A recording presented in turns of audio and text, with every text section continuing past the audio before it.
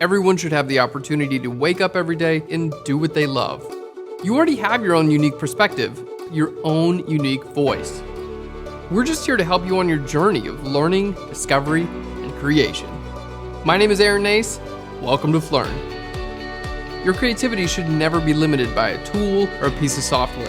That's why we've created hundreds of hours of in-depth tutorials that break down the nuts and bolts of Photoshop, Lightroom, photography, and more. Whether you're opening one of the programs for the first time or you're already a working professional looking to further master your craft, we got tutorials that are designed to challenge and inspire you. We cover everything from high-end retouching to the magic of photo compositing to the fundamentals of capturing that perfect image in camera. Everything you need to keep on creating. Join our growing community of millions around the world and transform your passions into a way of life. Subscribe today and unlock your creativity.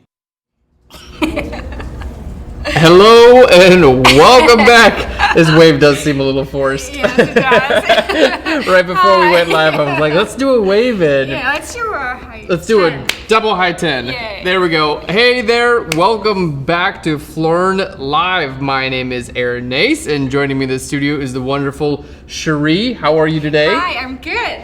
I'm really excited today. We're having a great time. Well, what are we doing today? What's the whole point of this thing? Today is a fun day. We are taking questions from our audience. We're discussing their images. You're going to edit some of them. That's right. We're launching a new website. We are launching a new website. That's it's in the right. process of launching, so with the key is turning slowly as it Stand does. by, everyone. Stand by. Yes. But most importantly, it's the first anniversary of Flern Pro. So we all say congratulations and thank you for 1 year of amazing tutorials. Thank you, and them thank coming, you Aaron. to our wonderful students out there. So here's how we're doing this today. If you have a question you would like answered, you can go to flern.com/live. You can submit your question as well as your image. Now, this broadcast is actually a special two-part broadcast. You want to tell everyone about it? Yes, our second half, we have a local photographer, Corey. He'll be joining us and we're going to discuss photography. Exactly. So for the first hour, we're going to be doing all Photoshop related questions. So you guys can send in your Photoshop questions as well as your images. We'll edit them. And then in our second half, we're going all photography. We're opening up our panel. It's going to be all three of us. Yes. We're going to be answering your photography related questions. And the cool thing there is, I'm primarily a Photoshop guy, Photoshop instructor plus conceptual photographer. Cherie works a lot with camera clubs and she submits to competitions. So she's in that world. And then Corey is a freelance photographer. This is commercial photographer. This is how he makes his living day in and day out. So you'll have questions for all three of us. Yes. We're all photographers and we all enjoy different parts of photography, which I think makes that so fun. So Yes. Are you ready to get in? I am ready. Let's get All right, to our very first question.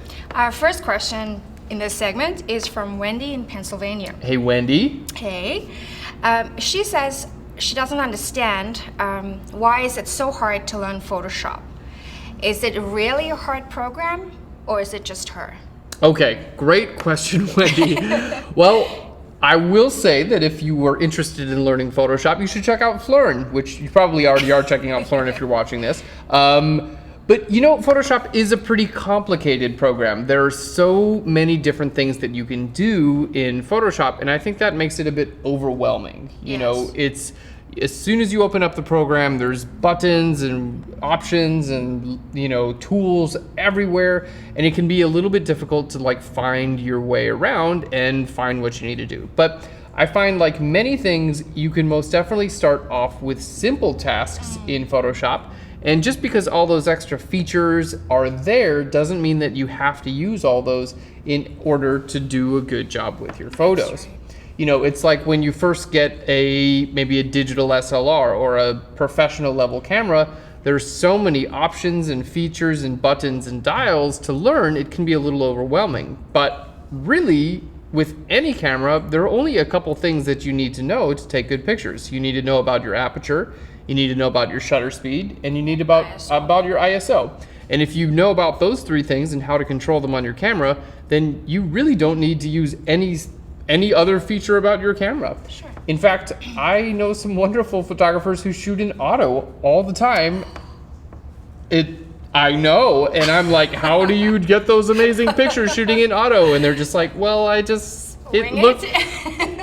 you know, it's Yes. some people are on the artistic side and some people are on the technical side. Yes. So, you know, again, a good friend of mine shoots only in auto, and they have an entry-level digital SLR, and their work has been shown in art galleries all around the world.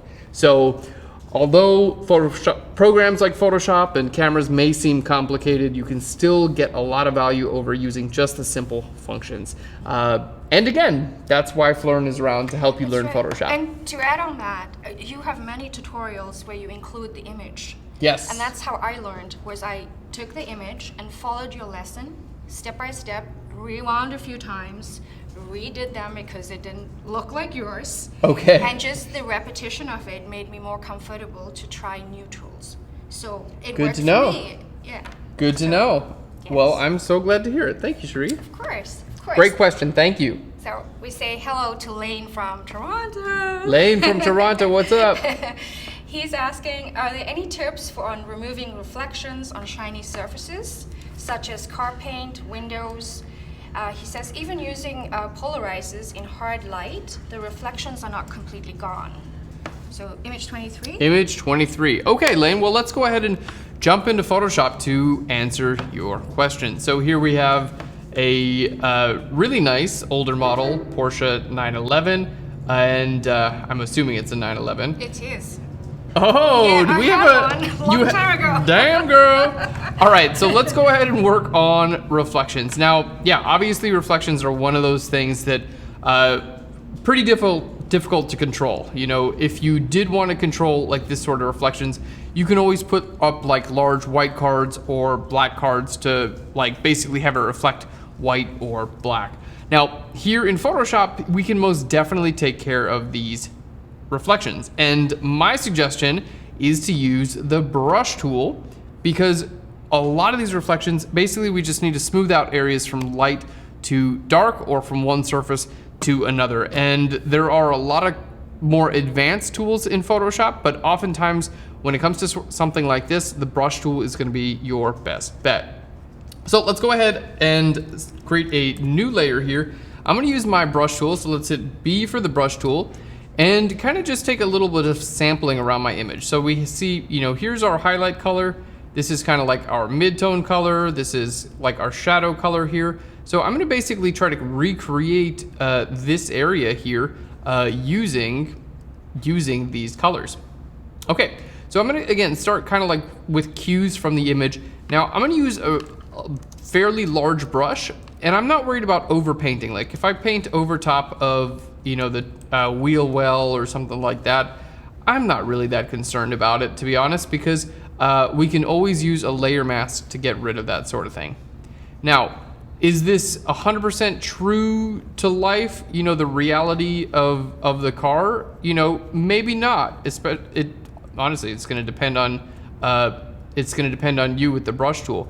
But it is a technique that will allow you to get realistic, will allow you to remove reflections in really pretty much any environment.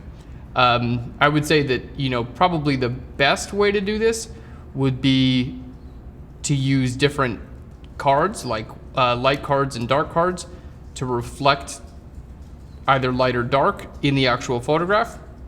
But if you need to fix things in Photoshop, obviously, that's what Photoshop is for, right? All right. So I'm just kind of sampling these colors and painting around. There we go. And it's going to take just a second for this to kind of take form and actually start to look realistic. There we go. Kind of bring this color in there. So now that we're kind of like bringing it in a little bit better, I know it doesn't look that great right now. It will in a second. Let's go ahead and click on our layer mask so I can start painting black on my layer mask. And this is just going to allow me to hide certain areas of this layer. So I just want to hide areas of this layer that, you know, over top of any body panels or anything like that. We just want to get rid of this layer. All right, especially over top of these wheels, and we're just gonna bring that all the way down to this body panel. All right. Now I'm kind of a car nerd myself. I like cars a lot. I can't believe you had one of these. Oh yes, long time ago. That's pretty badass, Cherie. A 1978. Whoa. Vintage, very, very sweet. Yes. That is a fun car. Yeah. All right. Cool. So we're starting to look okay. I'm going to go ahead and zoom out a little bit. Now let's go back to our layer here. There we go. And I'm going to grab my brush and we're going to paint with some highlight color here. So again, to sample a color, just hold Alt or Option. You can choose your highlight colors. And then in this case, actually, I can just paint with my brush tool if I want. Create, paint a little bit of a lip there. Or you could make selections and then actually paint in based on selections. Kind of do either way.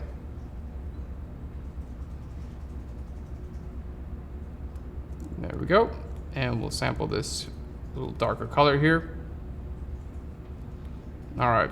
Now dealing with a car that has such fine lines, I feel like I should probably be using selections rather than just the brush tool here, because I feel like it's coming out a little bit more sloppy than what I would prefer.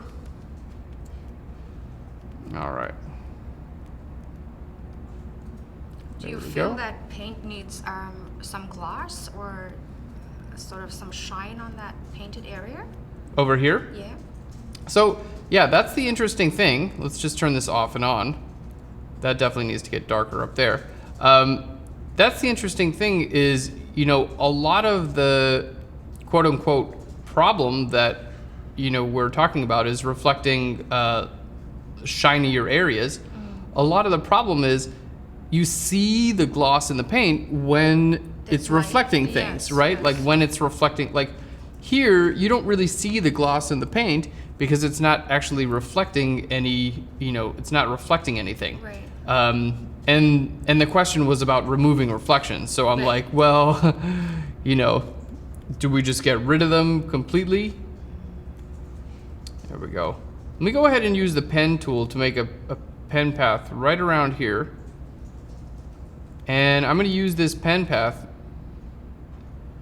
to then create a little bit of a lip here. All right, so let's make a selection here.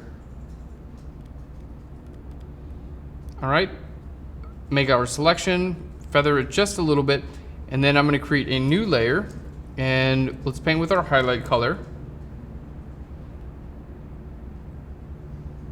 There it is, some dimension. A little bit of dimension in there. Obviously, that's way too much. Yes. So what we're going to do is I'm going to turn this back into a selection here. Okay, I'm going to go to select and then down to modify, and I'm going to contract this selection. Let's just say by 10 pixels, see how that looks. And then I'm going to put a layer mask on that. So we have just our little lip right there. And then let's go ahead and I'm going to give that a little bit more lip. So I'm going to go to select, modify, we'll contract that by another 10 pixels. Okay, let's invert that there. I'm going to go to my path. We're getting a little bit complicated here because obviously we're trying to recreate or redraw, redraw part of the car. What was that you selected? Paint filter? Oh, so actually I went to my path. Path. Because I made a path right around the car here. Okay. To select around the wheel well area. Because I made that path, then I was able to make it into a selection. So basically I've just got this little rim here, and then I'm gonna give this a blur. So we're gonna go to filter, blur, and then Gaussian blur. And then I'm able to give this a blur, but it's only gonna show up right there. So obviously that doesn't look real at all, but as I continue my blur, it should look more and more real. And there we go, not only that, but it should follow along my path really nicely as well. It's pretty cool, huh? Yeah, it made a good lip on the edge also. Yeah, it made the lip, and it made it, there we go, maybe it's a little bit too bright here. it also made it very even, which is, which is important as well. Yes. Okay. So is this a perfect example of, of a car without any reflections? I mean, no, not really, because I just painted this in Photoshop, but if you do have some pesky shadows or reflections in your image, this can be a good way to reduce those highlights. All right. Would this be the same technique you'd use on glasses? On glasses? Like people's on glasses? people's, yeah, Spectacles? pretty much, yeah, definitely, because it's, a lot of the time, especially when we're talking about reflections, basically a reflection just covers up a surface, right? And with glasses, you have a reflection that's just going to be right over someone's eye, Yes. or, their eyebrow, whatever. So, yeah, when you're trying to remove that reflection, you don't have any information behind that. So Yes. most of the time, you can do two things with eyeglasses anyway. You can try to take the other eye. If there's no reflection over the other eye, you can try to take that and then copy it and then transform it, flip it back the other way and put it over here. Yes. So that's one way you can do it. The other way is to use a like clone stamp tool and try to rebuild the eye. And then the other way is to just see if you can repaint it in. Okay, it and looks like we have one of those coming up. Yeah, it looks like in our comments Perfect. we have an eyeglasses So one. we'll come back to it. Yeah, let's come back to that Okay. in just a minute. Fantastic. And we'll see what I can do. Okay. Reflection in eyeglasses is definitely difficult, but we'll see what I can do. Fantastic, good. So we have another question from the Netherlands. All And I right. really hope I pronounce your name right. If I don't, forgive me. It's Idus or Idus. He's asking, what's the difference between opacity and fill layers?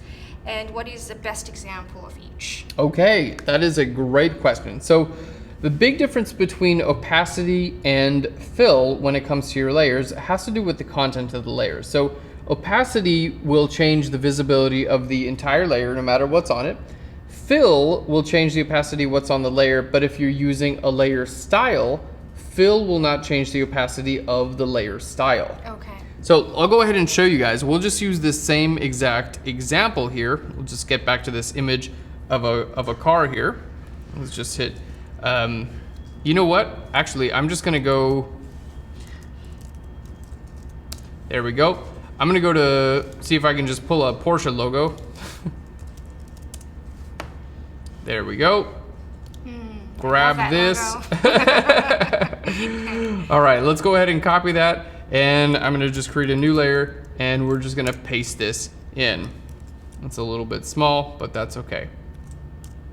All right, so I got a couple cool things I can show you guys right now. So this logo does look good. However, we can see it's outlined by this white area, and we really don't want that in this case. I want it to just be a pure black logo. Right. So what I'm gonna do is I'm gonna lock the transparency of this layer. Okay. And locking the transparency of a layer means that you can only paint on non-transparent pixels. So I'll just show you guys an example here. So let's grab just a pink color here, and there we go. I'm on this layer. You can see I just paint anywhere I want, right? Now if I lock the transparency of that layer, I can only paint where there's already pixels, Great. which is really, really cool. So for instance, if I just want to fill this with a color, I can hit Shift Delete and I could fill this with white, and it would just fill the entire layer with white. The logo is a little bit low quality, so let's shrink it down so we don't notice that as much. Okay, so now let's go ahead and bring this down to the bottom of our image. We're say, hey, this is our makeshift little ad here. Now I'm gonna add a layer style to this layer. So let's double click here, and I'm gonna add a drop shadow. So there's our drop shadow. You can choose your angle here. There we go. And your distance. There we go. Let's just say that looks good. And then our color, let's just choose this color here. Hit OK and hit OK. All right. So basically, the difference between fill and opacity, the main difference has to do with your layer styles or layer effects. So if I take my opacity and start bringing this lower in opacity, we can see that my layer and my layer style disappear. Okay? if we take our fill and I start to bring that lower, our layer starts to disappear, but our layer style remains visible. So this is actually really interesting. You can do this to create a lot of interesting effects. In this case, I'm going to turn off the drop shadow and I'm going to turn on an inner shadow. There we go. Let's go ahead and set black as our color, multiply as our blending mode, and we can go ahead and increase our distance and maybe our size a little bit. And doing this can allow you to make it look like your text or whatever have you is actually set into a surface. So in this case, let's just zoom in a little bit. In this case, you can see we don't actually want the fill of our letters to be there, because if we bring the fill up, we get something like this, right? So I want to bring the fill of my layer down, so all we're seeing is the layer style or the layer effect, and it looks like it's it looks like this text is now going into the texture behind it. So that's one really cool big difference. Now, the other difference has to do with our different blending modes. Okay, so I'm gonna create a solid color fill layer here. There we go. Let's just go to a dark blue here. Now, we do have a tutorial. Let's switch over to this other view. We have a wonderful tutorial on Learn Pro. It's called How to Master Blending Modes in Photoshop. And in that tutorial, you'll learn that there are 8 special blending modes. And these special blending modes will actually look completely different whether you're using opacity versus fill on your layer. So those are the 2 examples. So one is the layer style, opacity and fill will differ there, and another is with your blending modes. So let's go ahead and show you guys how the blending modes work. So I'm going to start here, and I don't always remember them, so I got to poke around just a little bit. So we'll start with, there we go, with difference. And as I bring the difference down on my image, we're going to see it has one effect. And if I bring the fill down, we have a totally different effect. It's a lot more subtle using fill. So there are 8 special blending modes that differ when we have opacity versus fill. Okay, and I think color dodge is one. I don't always remember. I have to look them up. But basically, they'll have different looks whether you use your opacity or your fill. They just basically look a little bit different, and they calculate how the blending modes actually work. All right. Very good. Cool. That was a really good question. Thank you so much. Yes. We're moving to Finland now. Oh, to Finland. Yes. Hey, welcome from Finland. And Matti is asking, well, he's letting us know that he's a stay-at-home dad, and he has a daughter who will soon be 2, and he's trying to get a picture of her wearing glasses. Okay. He'd like to avoid those reflections. It's 26. 26. Okay, great. Oh, right on. So, very cool image. Let's go ahead and open this up in Photoshop and work on reducing that reflection. So, reflection in glasses. Yeah, we can see here you're using maybe a couple umbrellas here to light your daughter. That's the one cool thing about glasses is you can always see what lighting people are using for these. So my suggestion on an image like this would be to use something like the clone stamp tool to try to rebuild this area. Right. So basically anytime you're getting rid of large reflections, you're going to be rebuilding part of your image.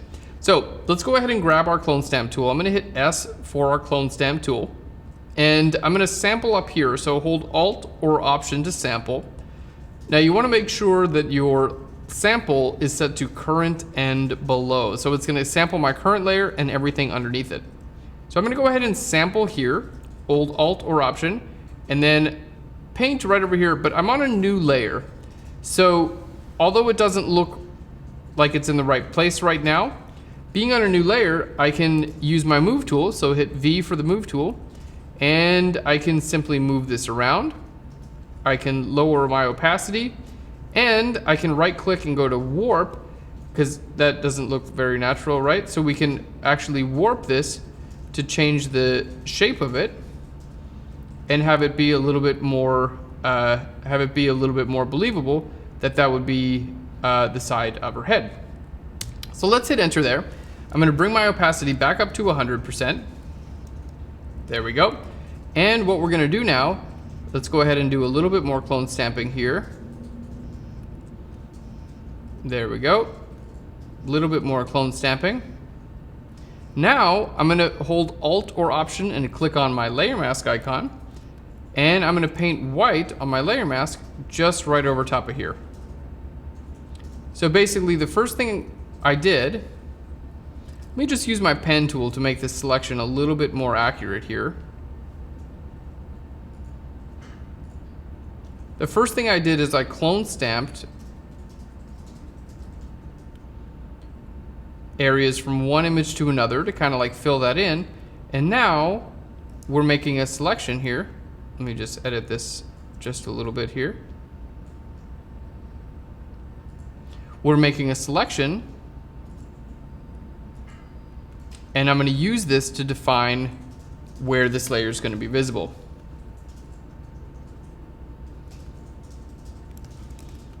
All right, so you're going to see it's going to end right about there. All gone. Yeah, all gone. Beautiful. And we're going to just turn this off and on, and then, you know, if we need to, we can then fill in this area. We'll just create a new layer. Fill in this area. You can use the brush tool or the clone stamp tool a little bit more. Let's get some of this shadow to look like it's kind of, there we go. Shadow of the glasses, we can repaint that in there if we want to.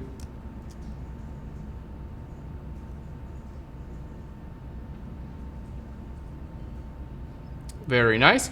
And then I'm just going to create another layer. We're going to clone stamp just right over here and set this layer from normal to darken. And then maybe just bring this right over here. We'll flip this vertically so it doesn't look exactly the same as the other section. And then it'll look like a little, you know, little bit of hair or something like that is peeking out from there. So let's, there we go. Put a black layer mask on that to start with. And then fill that in a little bit more with that information. So let's go ahead and group those together. I'm just gonna do the one side because it's basically the same thing, but here we have our before and our after. There we go. I think we're looking really, really nice. Now, maybe we would do a little bit more work in here, just kind of like filling this in and, you know, making sure that it actually looks like, you know, natural. I did copy a little bit of hair on accident, so I want to just remove that hair. There we go. And I think we're looking really, really great. So it's not the easiest thing to do to remove reflections, but you can see it's most definitely doable. So there's our before and our after with that. I will note, and this is something that I found out just recently, is that there are actually glasses that you can get that won't have reflection. Yeah, I think they're kind of pricey, but people who are photographed often, especially like politicians and celebrities, sometimes will get these glasses that they just show up a lot better in photographs. So I don't know if that's an option for anyone out there, but I have heard of that. So because obviously we all run into the same issues as well. Very nice. I really like the catch lights in her eyes. Yes. Now you see them better with those reflections gone. You see them a little bit better. Good job, Matti. Good job. Yeah. We have Rick from Michigan, Aaron, and we're using image 25 now. Image 25. Yes. I was wondering, he says, if there's any way to make the sky pop in this photo without causing banding.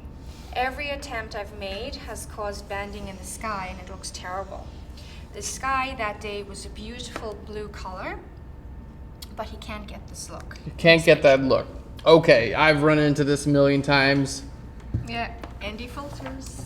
Oh, Cherie's like, use those ND filters. UV filters. UV filters and polarizing filters can actually work really well also. So if this is, you know, if you're willing to get some filters, and work with your photography side of things a little bit more, then definitely UV haze filters do work, as well as polarizing filters work, and those will help you get more blue skies. Underexposure too. And you can underexpose a little bit. Bring up the foreground in Photoshop.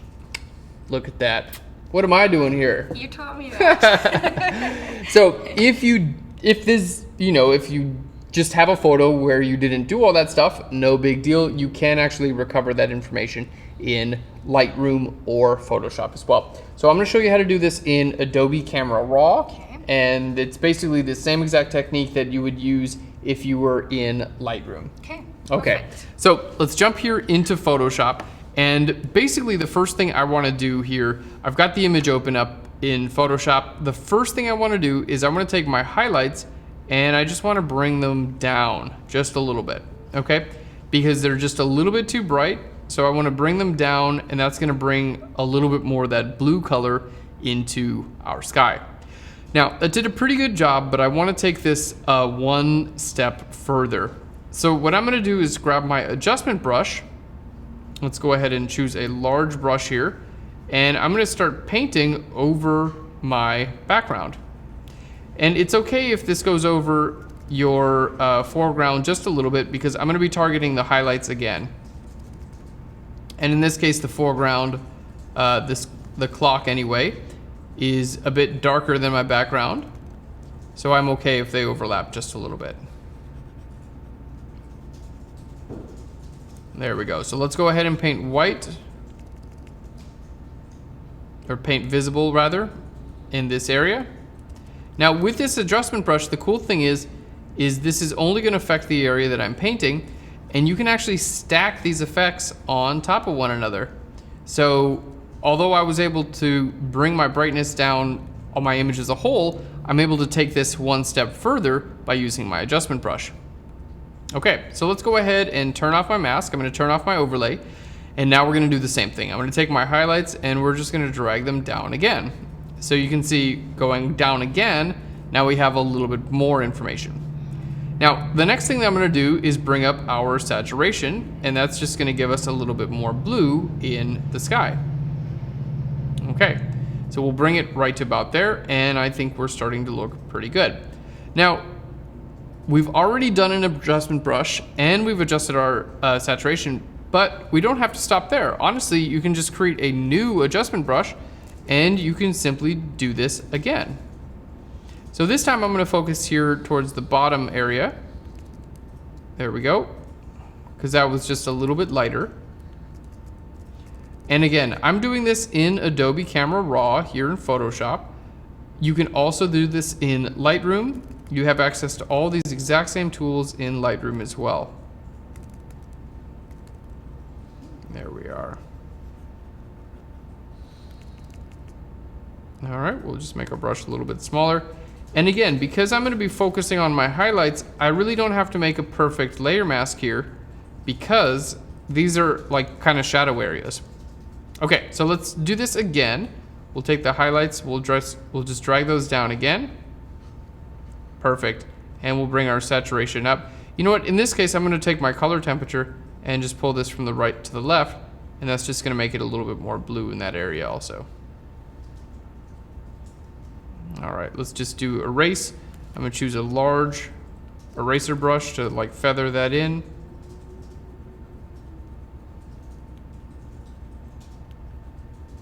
All right.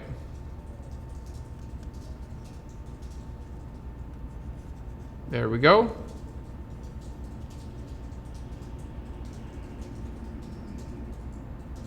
And I think we're looking really nice. So let's go ahead and take a look at our before and after. So here's the before and the after. I think we're looking really good.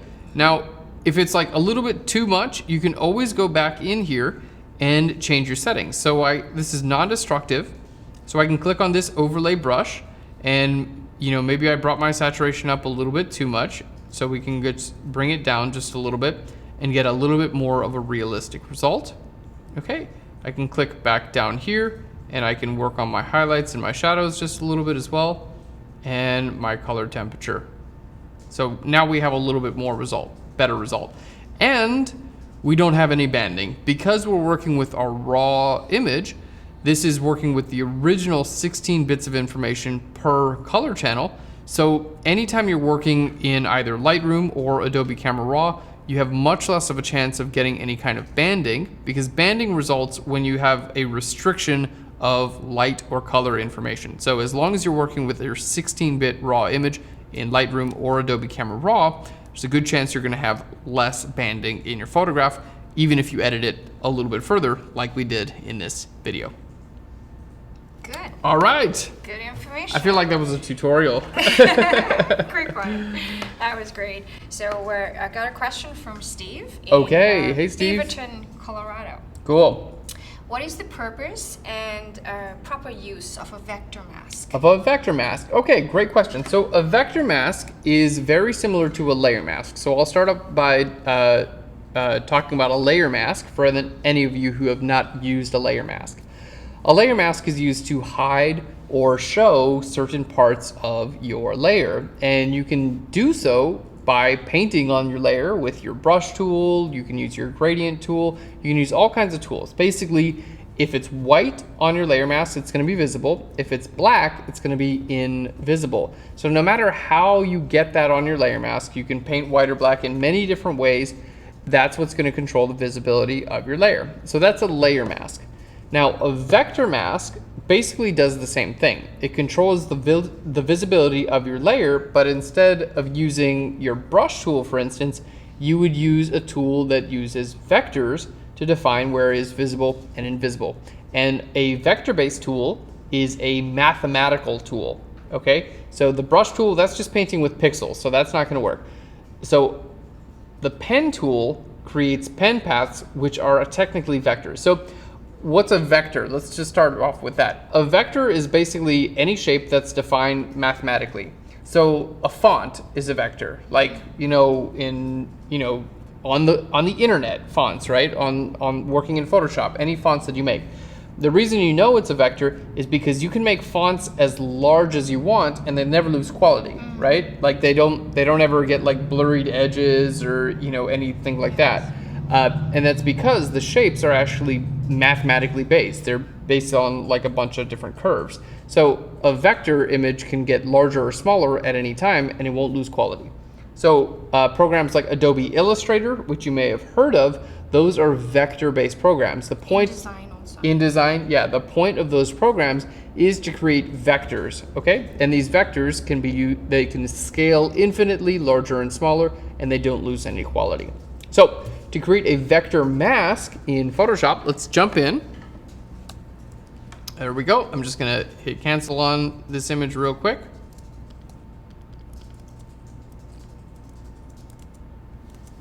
There we go. Let's go ahead and jump into Photoshop. I'm gonna create a new document here. All right, let's make it 1500 pixels by 1500 pixels. There we go. And we'll full screen this.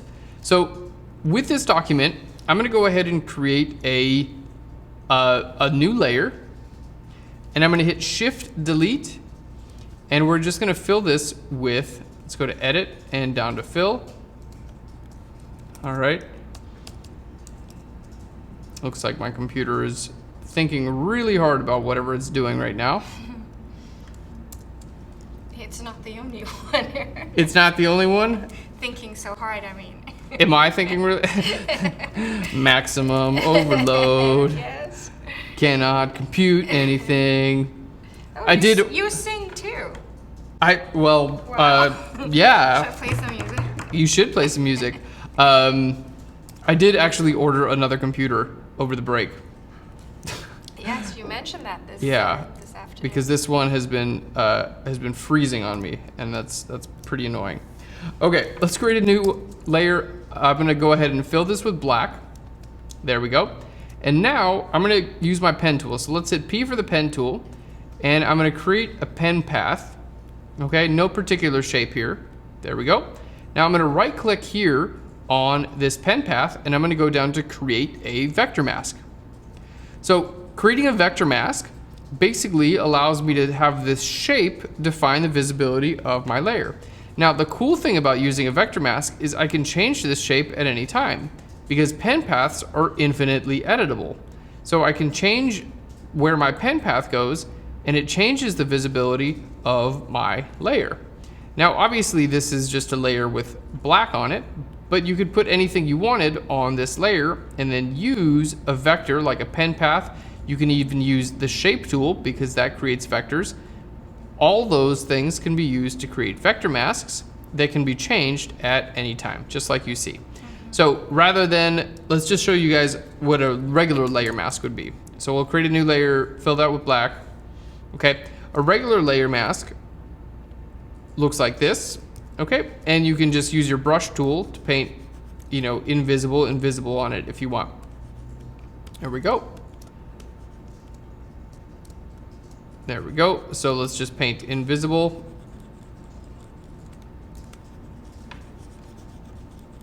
All right, and then we'll paint visible again. Looks like I'm just painting white and black, but I'm making this layer visible and invisible. And this vector mask uses the pen path or vectors to define visibility. Okay. Great, I hope that helps you out, Steve. Thanks so much, good question. Yes, John from Laguna Hills, California. When you use brushes to retouch areas, do you add noise or grain to this painted layer to blend with the existing grain? Oh, that's a good question. Sometimes yes, definitely. If there is grain on a photo and you need to use a brush or any other tool to do some retouching, you'll notice that there's no grain on that layer. So yes, the answer, I would most definitely recommend adding grain to match the existing image. Now you can do this on a new layer that you can use clipped, and that will allow you to adjust the grain size. So let's go ahead and show you guys how to do that. All right. Now I'm just gonna pull into, there we go. Let's just go into a stock image here real quick. I'll just pull up a portrait. There we go. And we'll just do a very simple example. And let me try to find something that might have, well, I'll just add grain to it, by the way. So we can kind of show what you're talking about.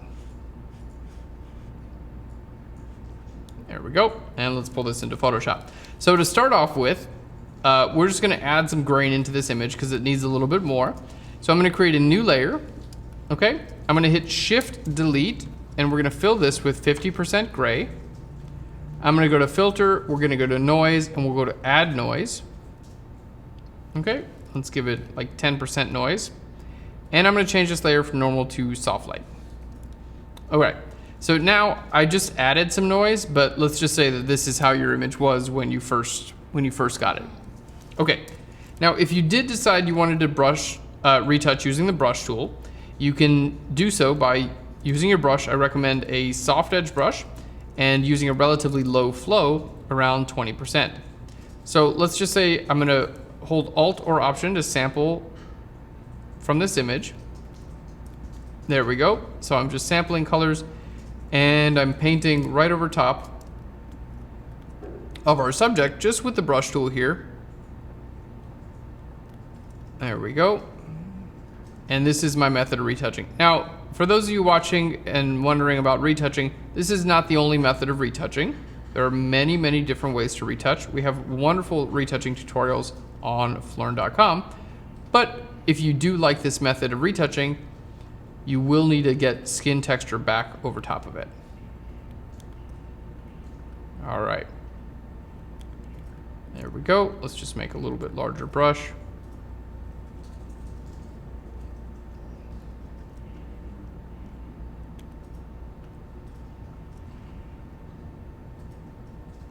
Okay, so let's turn this layer off and on, and you can see I did a little bit of retouching on this image. Just kind of smooth those things out. Maybe it's a little bit too strong of an effect, but you get the idea. Basically just retouching with the brush tool. Now, if we zoom in, we can see the areas that I retouched really don't have much texture on them. So my suggestion would be to create a new layer. Okay, I'm gonna hold Shift and hit Delete, and we're gonna fill this with 50% gray. Now I'm gonna right click and make this into a smart object. And now that it's a smart object, I can apply my noise filter onto this layer. And if I decide I need to change the amount of noise, I can do that at any time because a smart object will use smart filters. So let's go to filter, down to noise. I'm gonna go to add noise. We'll hit OK there. And here you can see my smart filter. I can turn this off or on at any time, changing whether we have noise or not. And I can just double click right here on add noise and I can change the amount. Okay, so that's the first step. Now the next step would be, remember this layer is the layer where I have the skin. So I'm just gonna type in skin brush because I use the brush tool on that. And this layer is my noise layer. So let's just type in noise. Noid. All right, noise. So now what I want to do is this noise layer, I only want that to be visible where my skin brush layer is visible. So I'm gonna use a clipping mask. So anytime you have a layer that you want to be only visible where another layer is, that's when you want to use a clipping mask.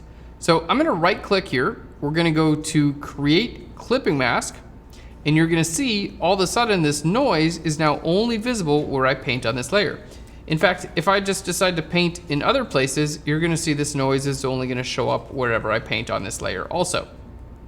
Okay, now obviously it doesn't look right because this noise is set to a normal blending mode. We're gonna change this to soft light blending mode, and it's going to perfectly blend in with my image. So now I zoom in, and we can see that even if I make this layer visible and invisible, the noise pattern matches perfectly. So although I painted all this with my brush, I added that noise over top of all of my brush strokes, resulting in a perfect noise pattern over top of my brush retouched image. Now, again, if the noise doesn't match perfectly, it's not a big deal because you can always go back in here and you can change your noise. And if you'd like, you can actually change the scale of this layer as well, making your noise larger or smaller to match the original noise that's in your photograph. Cool. Perfect. Look at that neat Photoshop stuff we did. Right? So good, so good. I love this nerd stuff. Thank you so much for asking these wonderful nerdy questions. I'm just having such a great time hanging out and playing on Photoshop. Of course. We have a question from Lisa. Lisa, what's up? Rye Brook. What color space do you use for Photoshop, Lightroom, and Bridge so that the photo looks the same in each program? So that the photo, okay, great question. So this is about color spaces, and color spaces I know are a little bit complex. My recommendation is to use Adobe RGB 1998. And the reason I suggest that is because that is the most common color space that it is a wide color space, meaning that it uses a lot of colors. So on your camera, you should actually be able to choose the color space on your camera. So those of you guys who are watching out there, make sure to look into your camera's menu, and if the color space is set to sRGB, then that means it's going to be limiting the amount of colors in your image. Now that only actually applies to if you're shooting JPEGs. If you're shooting RAW, then you're totally fine. But I would recommend in your camera, change your color space to Adobe RGB 1998. Change the same thing in Lightroom and the same thing in Photoshop. That's gonna make sure you're editing your images with the most information possible. Now, when it comes time to export those images out for the web, then you wanna convert to sRGB color space. And the reason there is because the web uses sRGB to read your colors. So I'll go ahead and show you how to convert to Adobe RGB 1998 in Photoshop and how to export as sRGB. Perfect. Okay, so here in Photoshop, we're gonna go up to Edit. I'm gonna go to Color Settings. Okay, now my color settings, currently I have my working space to sRGB because I'm working with a lot of web-based images that are already saved in sRGB, so that makes sense. But most of the time when I'm working on my own images, I change my color space to either Adobe RGB 1998 or ProPhoto RGB, depending on the image itself. But in this case, I recommend using Adobe RGB 1998. So let's click on Adobe RGB 1998. So that's the working space of Photoshop right now. Now, if you open an image that has a different color profile in it, you want to make sure that you check all these boxes right here. Ask when opening, pasting for profile mismatches and missing profiles. you want to make sure you check those boxes, because if, let's say you open up an image that doesn't have a profile, you want to make sure to assign it a profile when you open it up. Or if you open up with a color profile that does not match your working space, you want to be sure to convert that if basically if you want that to be in your same working space. So make sure you check those boxes, super important. So let's hit OK. Now, let's say this image here, let's say we want to convert this to Adobe RGB 1998. We go to Edit, and then we go to Convert to Profile. And here we can say it's actually sRGB right now, which makes sense because this was a stock photo. I got this from the web. Okay, I want to say convert this to Adobe RGB 1998. There we go. And I want to hit OK. Now, I don't want to rasterize. Rasterize would mean it would flatten my whole image. I don't want that, so I'm going to hit Don't Rasterize.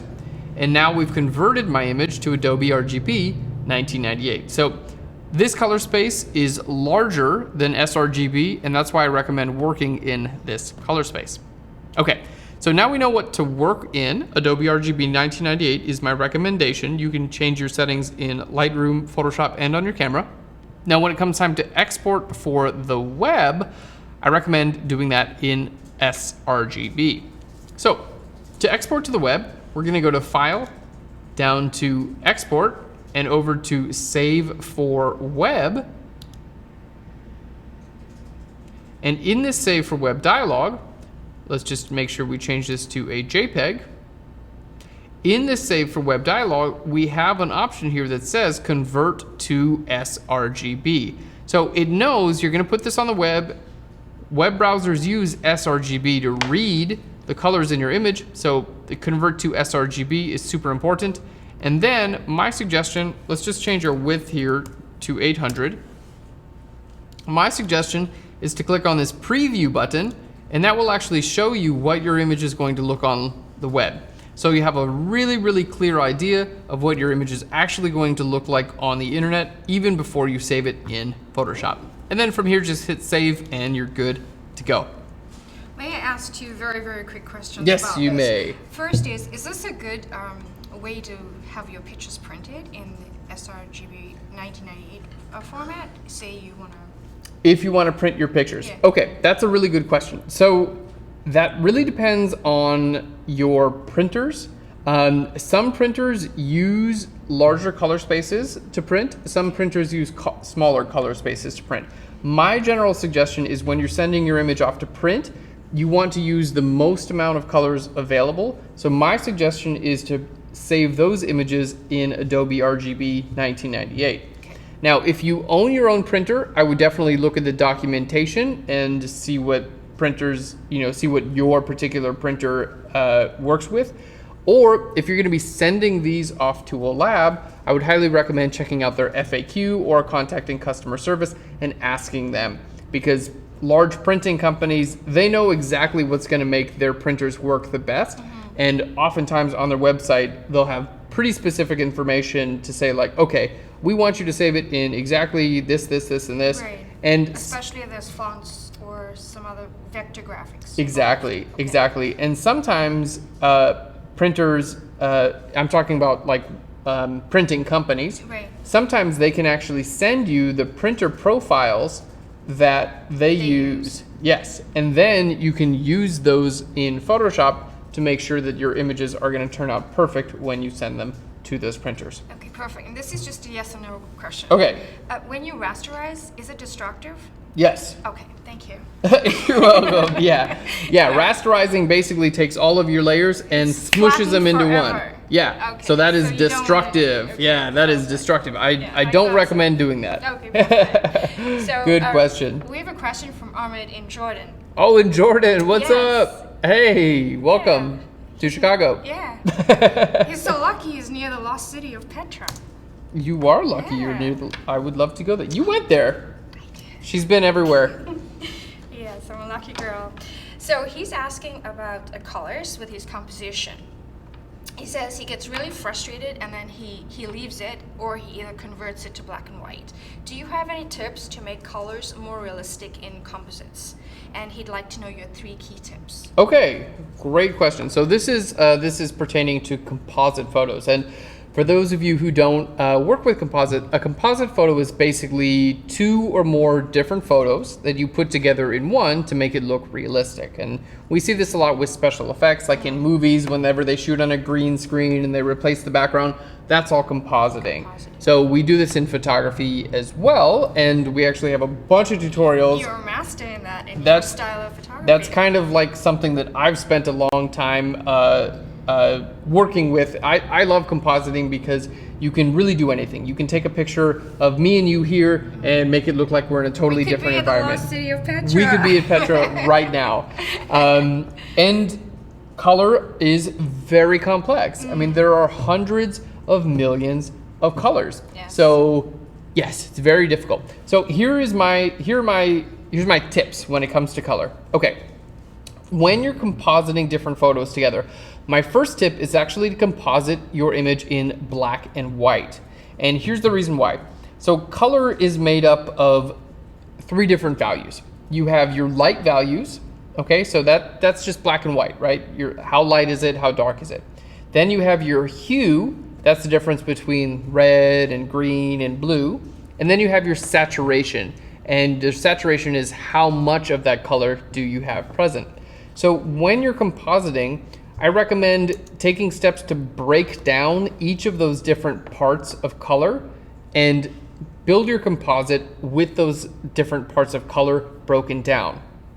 Now, we do have some great tutorials on Flearn on how to do this because it's a little bit complex to explain, but I would recommend first editing in black and white. So get your composite photo together in black and white. Just create an adjustment layer at the very top, a black and white adjustment layer. If you can get your composite photo looking great in black and white, then moving that to color is going to be much, much easier. My next suggestion is to look at your image with all of the hue values the same. And to do that, you can create a solid color fill layer, just create a red or green, doesn't matter what color, and then change the blending mode of that layer to hue. What that's going to do is it's going to shift all of the hues in your image to the exact same hue. Now, once all of your light values are correct that you did in black and white, and you look at your image with all the same exact hue, then what you can see is the relative saturation between different parts of your composite. And you can work to match the saturation values in your image. So those are my tips for creating a composite photo. It's obviously explaining that. If you're like, oh, I totally get that, then awesome, that is wonderful. If not, we have wonderful tutorials on Flearn.com that show you guys everything you need to know about compositing. And it seems like a pretty good place for a plug right now. We're running a sale. You want to tell them about our sale? I do indeed. It's a good opportunity this week to take advantage of 30% off tutorials. All the tutorials and a subscription to Flearn Pro. That's right.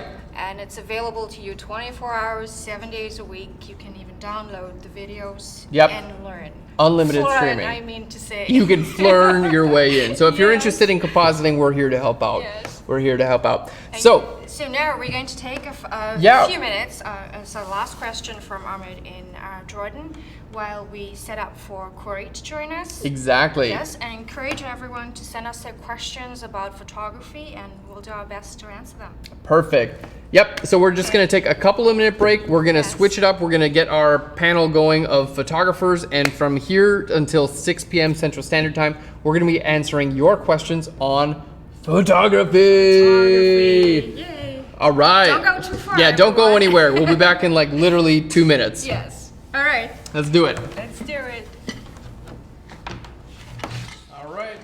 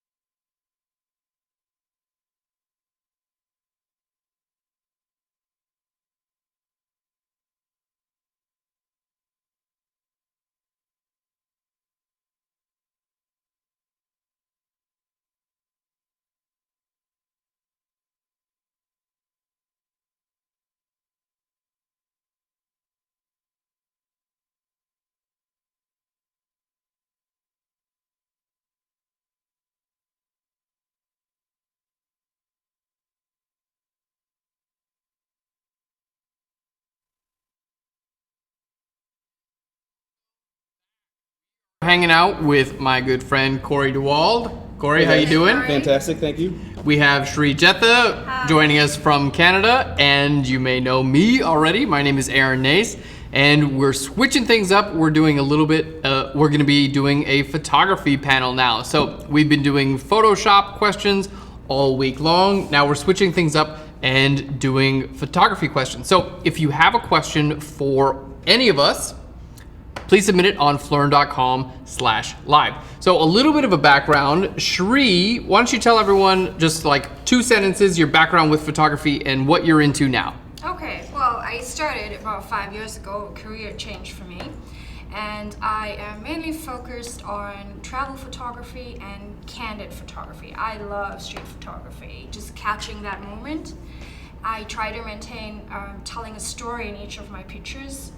And I've recently joined a club that's highly competitive, and I'm grateful for that because it's challenged my creative style and given me the confidence actually to show my pictures to be judged. So this year was my first year of competition, and I'm really glad that I took that step forward. So that's me pretty much in a nutshell. Now, what camera do you shoot with? Oh, I'm really proud of this. Well, I'm now shooting with a Nikon D850 full frame. Absolutely love it. I just got it a few weeks ago actually, which was an upgrade from my D800E, also full frame. And actually, that was my first camera into serious photography, which was beyond Good starter kit. Yeah, it's all right. Which was super beyond my skill level at the time. But I jumped into a deep end. And as the saying goes, take the bull by its horn. And I did my best to figure out how things worked. I had no assistance from an automatic setting because there isn't one. There's no auto on that camera? Well, not like it works with simple point and shoot Yeah. cameras. Yeah. So there's an aperture facility, but nothing's automated about this camera. It's a completely professional gear. Yeah, I think the 800, you do have the option to go aperture priority or shutter aperture priority, Maybe right. like program with something and you like still this. have to know But the I think basics. better to get started in manual anyways. Of rather course. than, So I actually didn't have an option to sort of cheat in a sense to get better exposures. So I needed to learn fast. Yeah. Because I was so excited about this beautiful camera body, I wanted to take it everywhere with me. And so that's how I really got into the swing of things quickly. I took thousands of pictures and maybe only saved 2 or 3 from them. Because, getting all these exposure, your ISO, your f-stop, shutter speed, all of that to coordinate to get you a great picture, just wasn't. a lot of trial and error. There's a lot of error Yes, before and that's what we should all remember, that it's all right to take 1,000 pictures and only have 2 that you are willing to show someone, because that's the big learning curve, to trial and error. So and before that I was shooting with Sony. It wasn't a fantastic camera. It was an Alpha 380. It had just come out, and I thought, okay, I'll try with this. But I wasn't really enjoying shooting with it, so that's how I switched to Nikon, and really glad I am. Anyhow, it's the same technology, they have the same sensor, so I felt I was loyal, and I stayed with Nikon. So yeah, I like that. I have a few lenses that I take everywhere with me, and I try to keep it in the Nikkor family. Sometimes the budget doesn't allow for it, but that's okay. I was in Hong Kong a couple of years ago, and I found a really great telephoto zoom, 150 to 600. It was a great price, and I thought, oh my gosh, I've got 4 more months on this cruise, I've got to lug it around with me, but it was so worth getting. And I use that mainly for astrophotography or a spot shot, or most recently I'm getting into shooting birds in flight because my camera club loves the subject. So I wanted to see if I too could capture that sort of genre pictures. So I have that. So yeah, pretty much you sort of buy equipment as you need. As your interests change, you'll find that you don't need a telephoto lens because you're not doing action shots, or you don't need to zoom in on something so far away from you, and you may just like to be closer to your subjects, and then you may just need a macro photography because the orchid show is starting next week. So you sort of build your gear that way slowly and by need, I think, because it really is a very expensive hobby. It can be very expensive. Yes, but it's also a lot of fun and pretty much limitless, really. Exactly. So Cherie, camera clubs, super into photography, everything she can get her hands on, Nikon shooter, proud owner of a D850. Yes. All right, moving on to Corey. Give us a little bit of background. What do you shoot? How do you shoot? How do you make your living? And of course, what camera do you shoot with? I do shoot with Nikon as well. But that was Corey! sort of. I wouldn't say that I'm just 100% loyal. That's okay, it sort of you seemed, have one. That all in a that way, matters. in a way, it was like accidental because when I first got into photography, which was after some travels down to Argentina, at which point I only had a small point and shoot, and when I got back, I was like, there are some really good compositions and images here, yet the quality of the shot is not what I hoped. So that kind of gave me the motivation to save up, and I guess that was 2009. And so I got my first starter kit DSLR 2010, and things just kind of snowballed for me, like I think they do with a lot of people. Yes. Where it was like, I mean, as we all know, you can kind of fall into a rabbit hole of like, ooh, what if I want to shoot that? What if I want to shoot that? And so you quickly come up against your limitations and realize you need to expand your gear, and then maybe your images improve, and then people are saying, can we give you some money to do this? And so that's sort of... That's a good I step. like these people. You're doing something right. Exactly.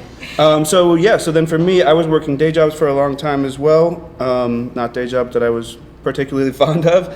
And so there was an extra motivation to step up my photo game to continue to get paid gigs. And then I think it was almost 5 years ago exactly that I was able to quit the day job, and I've been all freelance all the time since. That's incredible. So if you guys have questions, I mean, the whole point of us telling you about our background is to help answer your questions. So if you've got questions about, camera clubs and, working with local photographers and competitions, Cherie is definitely the expert on this panel. You've got, I have some experience. On this panel, you are the expert. Okay, I'll take that. If you've got questions about, quitting your job and becoming a full-time freelance commercial photographer, Corey is on this panel. He is the expert. He is a working... That's not a universal truth, but on this particular panel... Let's just take it, Corey. The three of us. Right. Yeah. And I got my start doing actually self-portrait series. I had a lot of fun taking pictures and learning about photography in the process. Now, my background comes from a little bit more in design, and with design, I wanted to combine like my love of aesthetics and my love of creating images with photography. So for me, from almost day one, Photoshop was a part of that. So for me, it's always been a way to kind of express myself and create an image. So photography has been a part of that. Photoshop has been a part of that. 3D has been a part of that. And for me, it's all about, I like to make the final image, and whereas like,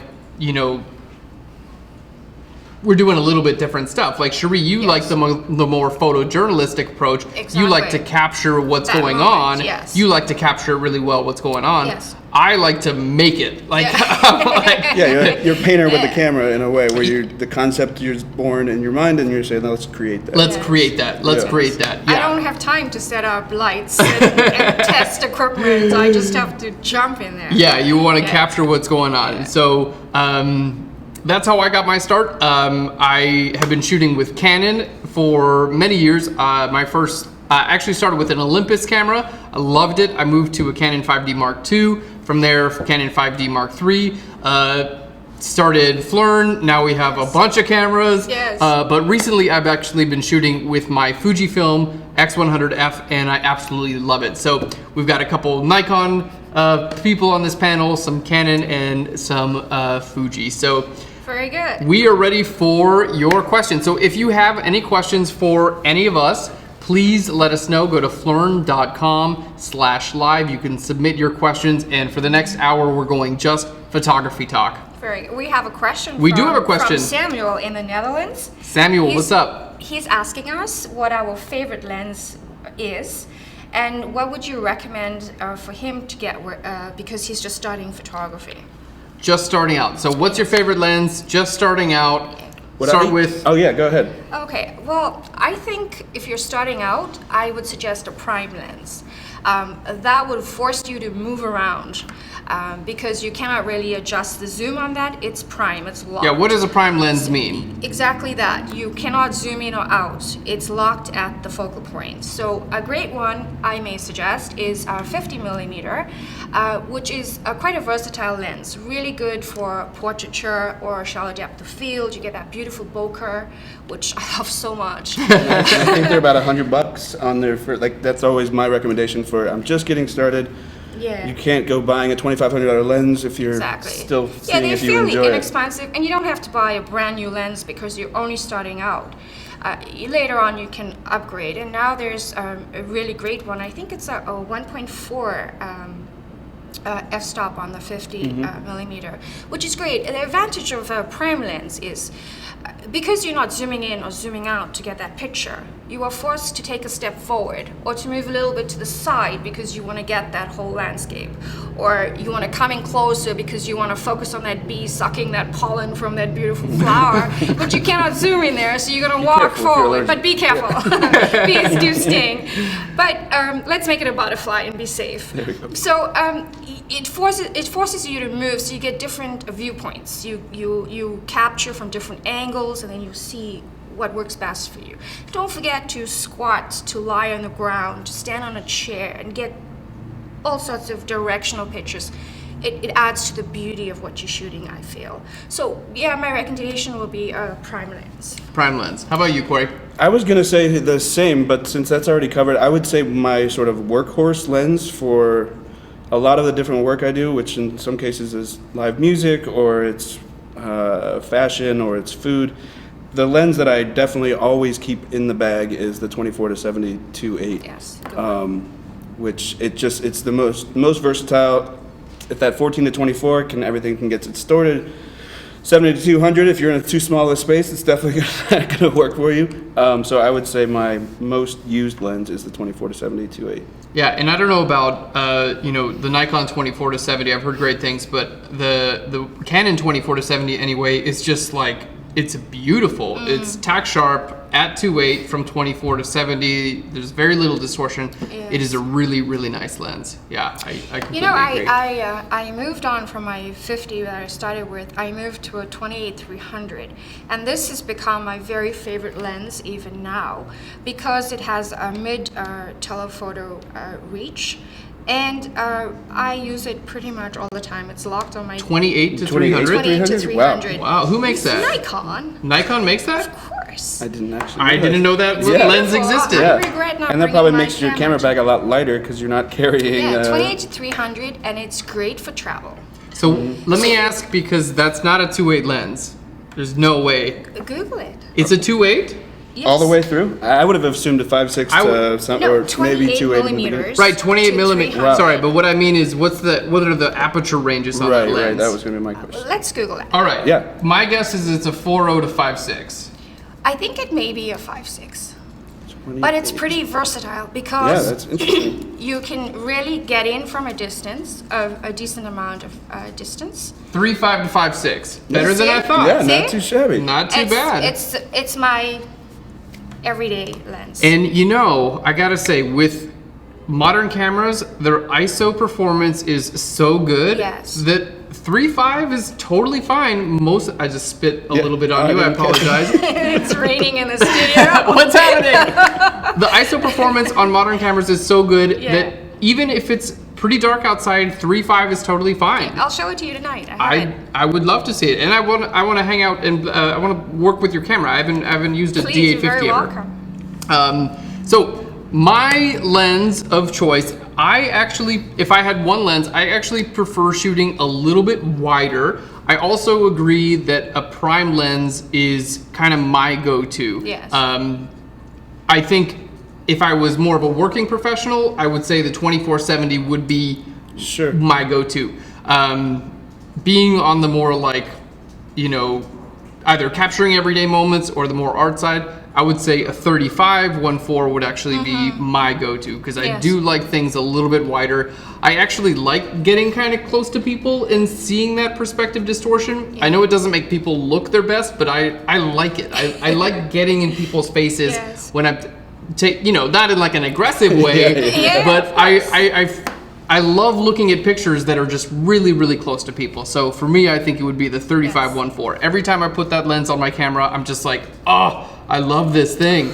I know how that feels. Yeah. Excellent. Thanks for your questions. Again, if you guys have any questions for our panel today, please submit them on flurn.com/live. Sheree, what's our next question? This one's good. This is from Florian in Austria. How do I overcome I'm not just creative enough, forget it phase? Right now, I'm kind of stuck in this creative hole where I just can't seem to create anything new or better. I can take that one. Okay. So my suggestion is to combine other hobbies that you have in life with photography. And in my opinion, photography is one of those very interesting hobbies/professions that combines with just about anything else. You know, if you're really into food, take your camera with you. Photograph at restaurants, cook food at your house, start a food blog, take pictures of food. You know, that could be a lot of fun, and that could lead to a career as well. If you're really into sports, you can take your camera with you and do sports photography. So I think, you know, when you're in that creative rut, look to combine, that's what I like to do anyway, I like to look to combine my current hobbies outside of photography with photography, and it kind of brings everything back together again for me. What about you guys? I mean, we kind of talked a little bit, or we touched on it before we started shooting. It's a tough time to be a photographer, because sometimes before you even get out of bed, you've already seen several hundred images, many of them being very, very impressive and creative, and it can sort of make you feel like, well, what am I going to come up with that's going to be fresh and new and unique? But I think trying not to compare yourself to everyone else, trying to come up with your own perspective and figure out, like, while this shot may have been taken before, how can you make it new, unique, and push the limits of it creatively in that way. I myself also, I'll sort of push myself outside the limits of even still, and like I've been trying to do some time-lapse things and some more adding time to the factor, time as a factor to what I'm doing. Sort of makes me look at things in a different way. Like, while this might not be the most exciting image currently, what if it was shot for 12 hours and then combined into a 60-second? Anyway, so it's, pushing yourself outside the limit. I know you talked a little bit yesterday about inspiration, and go to the art museum, go to things that aren't going to be yourself comparing yourself to other talented photographers, and look to things outside of photography for inspiration as well. Well, I usually start off when I hit the block by opening up a Malbec. I put my feet up, I have a couple sips, and I reorganize my thoughts. And I don't want to compare myself to somebody, but I do want to learn from the masters, because really they have a lot to teach us. And not just only photographer masters. I like the arts, so I will go look at some Rembrandt or Picasso and inspire myself that way. And sometimes even just taking a nap or taking a few days away from photography, go for a walk, or I play with Jake, my little Havanese. Hi, Jakey. Puppy. Yeah, well, he's going to be 6 in November, but he's a little guy, a little furry one, just like release yourself somewhere in something fun that you do. And by the time you get to the last glass of Malbec, you're in a good zone. The last bottle of Malbec, and you are ready to bottle, create. I said glass. Bottle, you can't even work straight. I don't think creatively. So that's how I would do it. I really like to look at other people's pictures for inspiration, not to copy their style so much, because in my type of photography, because it's on the spot, I cannot really even think about a style. So I look at other pictures, even if it's not a master, it just, Instagram or whatever. A friend will post something on Facebook, will catch my eye, I'll look at it and think, oh wow, this is a great picture. Okay, maybe I can, work on that a little bit later, or it stays in my mind. So yeah, I try to learn from anything that interests me or will inspire me. So. And then one other thing I would say too is a lot of times for us here in Chicago, while we walk underneath the L tracks every day, so we sort of don't look at that as, well, this is the beautiful image and the way the perspective and everything, which for me then it's hard to combat that sometimes because it's just like, this is my everyday world. So what I try to do is remove myself and like just get out of town, go somewhere new. Yeah. Explore somewhere you've never been. Yeah, it's so interesting. I started my photography journey. I was living in North Carolina, and I would see pictures of people in cities like New York, and I'd think, man, there's so many cool things in those cities. I want to live in a city where I can take pictures of all that stuff. And now I live in Chicago, and I want to like live out in the country again because I'm like, right. I can't take pictures of anything. There's cops everywhere. Like I can't, so it's, I think it's a little bit of like removing yourself from your current situation. Well, there's also lots of photo projects now on computers that will challenge your skill, that will put you in a creative mood. That's a good point. They'll give you something every day to do. But sometimes what you need is limitations to figure out how to solve a problem in a creative way, rather than there's literally no limitations whatsoever to what I could create, and that's actually overwhelming. Like, give me a photograph this apple and make it look really cool. Right. You know what? A couple years ago, I had the same problem. I just couldn't take pictures anymore because I was so overwhelmed with learning to take pictures, because you must understand your camera first before you expect anything from yourself. And I did hit a little bit of a block, and then I decided I would challenge myself and shoot everything I saw in yellow and black. And I did. I would shoot taxis or flowers or ribbons. Oh, that's cool. So it was my yellow-black project. And I came out of the you got out of your rut, yeah. So you gave yourself a restriction, you gave yourself a project, and that allowed you and challenge yourself. Yeah. So I was specifically looking for yellow and black, anything yellow and black. There was someone on the street dressed in yellow and black. Black and yellow, black and yellow. That's it, that's the one, yeah. Yeah, so that's how I sort of got out of that. So like motorcycles, there are lots of them, black and yellow. Oh yeah. So like just find something, challenge yourself and go for it. I dig it. Yeah. All right, let's move on to our next question. This may be a good question for Corey. It's from Gary from South Carolina.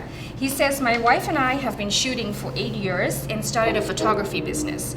We've done a number of shoots, but don't get a lot of repeat business or recommendations. How can I find out people's opinion of our work so that we can improve? I mean, I guess finding out people's opinion is a tough enough question. I mean, I guess to start with the beginning, getting repeat business. I mean, for me, I have never done a whole lot of marketing, and I've lived in Chicago for 12 years, and so just the word of mouth has been enough to sort of keep the train rolling forward. Sometimes slowly, and sometimes like, oh, we're really cooking along now. As far as getting repeat business, I mean, the one thing, and I've talked about this a handful of times with some other new to the business shooters, certainly always being, it seems like a very obvious answer, but always being professional and kind. It's amazing how many clients I've gotten who say, we had this this person who used to shoot all of our things, but we didn't really like the way he behaved himself or just his communication in general. It seemed kind of short and not gracious, and so while he was good at photo, he was also not the best communicator, and so things like that can be sometimes very just what seems very obvious, but to be very communicative and always be professional and be a pleasure to work with, not be a jerk. Exactly. I guess. That's a big part of it. Sometimes reading marketing books can help also, and there's loads of websites out there to help you market yourself better, because remember, as a photographer, you're a brand. Your pictures are speaking for you when you cannot. And I found that if I have a client, because sometimes I do graphic design work as well, I will offer for them to come back to me. I would say, on your next project, I will give you 10% off. So they will come to me, and I also say, for a recommendation, I will do 2 pictures for free, 2 portraits or something like that. So if you offer an incentive, they're more inclined to come back to say hi to you, and they're more inclined to share your name with their friends or colleagues or whatever. that could be a good way also for Gary and his wife to Yeah, and try. I feel like it's kind of a tough question to answer without. Are you shooting babies? Or are you shooting Yes, food? the Or are you type of, shooting? Because I business. feel like that's Yeah. those are all very specific markets. Well, it's And- always nice to give something back when you are receiving this great, work from them. Right, and I do know of people who have done. I know there'll be like portfolio review sessions where you can sort of pay to have an agency or someone in the commercial world, or depending on the world, look at all of your work and say, this is working, this isn't working as well. So things like that. That's super valuable too. Yes. Yeah. Yes. Yeah. Would you like to add anything, Aaron? Nope. I am not a Alright. working professional, So so. we'll move on to Johan from the Netherlands. Johan. Yes. And You're like, yeah, shut up. I'm trying to answer the question. No, it's okay. Hi, Johan. I'm a fashion, beauty, and glamour and portrait photographer, and I still shoot as a hobby. Some people tell me I should do it professionally, but I still have my doubts. I don't know if I'm good enough. How do you know that you are good enough so that you can make money from your photography? I'm gonna go to you on that one, Corey. You're on. That's a really tough question. I think usually the answer is you get hired and paid money, but that's sort of the obvious. I think the only way to figure it out is to put your work in front of someone, to put your work in front of potential clients, and when you get hired, ask for feedback on the images you provided and the work you've done, and that's basically. I mean, again, I guess there's a portfolio review situation where you could be asking people in the industry what you could do to improve, to then get the more validation to feel confident to move forward Yes. into a more professional career. Yes, Yeah. that's good.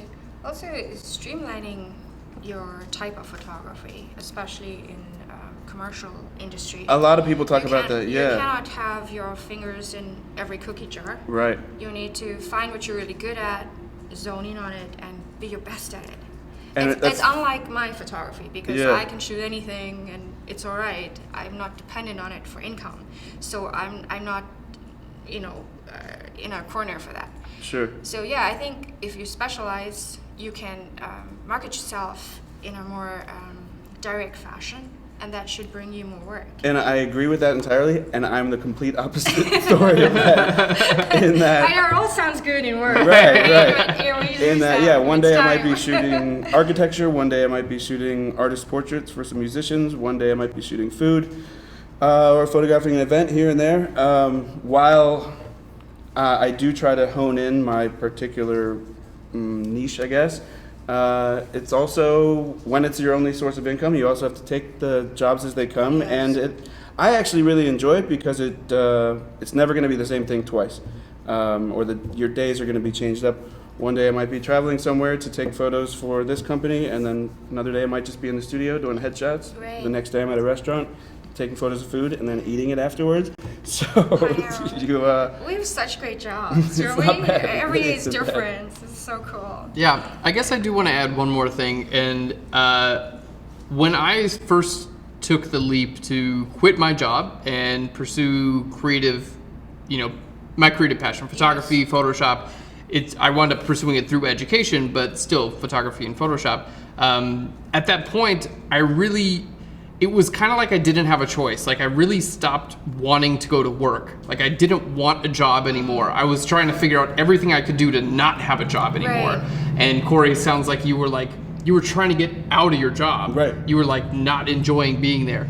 And so I would say, for those of you who are, kind of on that path, like honestly, if you really love your day job and you want to keep photography as a hobby, that's totally okay too. Like, you don't have to become only getting paid. You can get paid doing something and then take great photos on the side. That is totally okay. And another piece of advice that definitely applies to me is that while doing your day job, you can begin pursuing. It doesn't have to be, all right, I'm going to quit and then begin my career immediately. It can definitely overlap. For me, it did in a big way, where I think for 2 or 3 years I was working a day job, doing graphic design as well. But it wasn't the type of graphic design I wanted to be doing, and I was really realizing how much I loved the camera. And so for a long time, I'd be like, cool, I'm doing paid shoots on weekends and nights. And I sort of put drew a line for myself where it was like, well, if it gets to the point where I'm having to turn down so many photo jobs due to my day job, and or I also didn't want to leave the day job while I was still acquiring the gear I felt like I needed in order to be a working professional. Right. So yeah, basically that was sort of in a good way, they kind of aligned right at the same time. So it was like, Very well, good, yeah. I just got an offer for a Tuesday and a Thursday shoot, and I just bought that third lens that I felt like I needed. I think it's time. I think it's time, yeah. Yeah.